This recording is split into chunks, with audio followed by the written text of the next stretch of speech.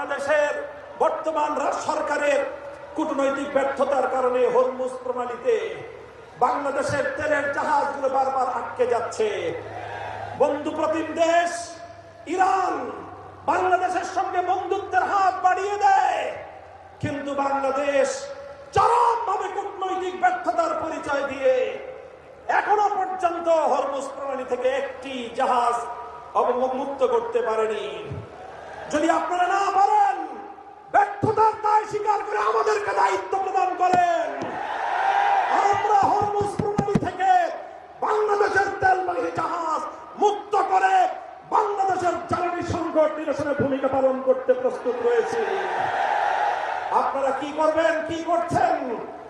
বাংলাদেশ ব্যাংকের গভর্নরের পদ দখল করেছেন। বাংলাদেশের গোটা ব্যাংক সেক্টরকে দুর্বৃত্তদের হাতে তুলে দিয়েছেন। এভাবে ব্যাংক সেক্টর থেকে আবার দুর্বৃত্তপনার মাধ্যমে বাংলাদেশটাকে আপনারা ধ্বংস করার পায়তারা করছেন। আপনারা দুর্নীতি দমন কমিশন থেকে বিচার বিভাগ পর্যন্ত রাষ্ট্রীয় প্রতিটি প্রতিষ্ঠানকে দলীয়করণ করার পায়তারা করছেন। আমাদের আখেরি পয়গাম, বাংলাদেশ ইনশাআল্লাহ কোনদিন সেই একদলীয় বাকশাল তন্ত্র অথবা বিএনপি তন্ত্রের যুগে ফিরে যাবে না।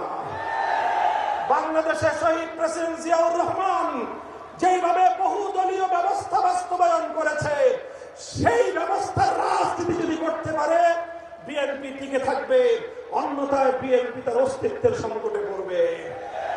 সংগ্রামী সাথী ও বন্ধুগণ, আমাদের আখেরি পয়গাম, যেভাবে গত দুদিন ধরে বাংলাদেশের বিভিন্ন শিক্ষাঙ্গনগুলোতে, ঢাকা বিশ্ববিদ্যালয় সহ বিভিন্ন শিক্ষাঙ্গনগুলোতে অস্ত্রের ঝঞ্ঝনানি শুরু করেছে, স্থানীয় ছাত্র নেতৃবৃন্দের উপর যেভাবে ছাত্রলীগের হেলমেট লীগের মতো ভূমিকায় অবতীর্ণ হয়েছে, এই ধারা যদি অব্যাহত থাকে এর দায় সম্পূর্ণ সরকারকে গ্রহণ করতে হবে।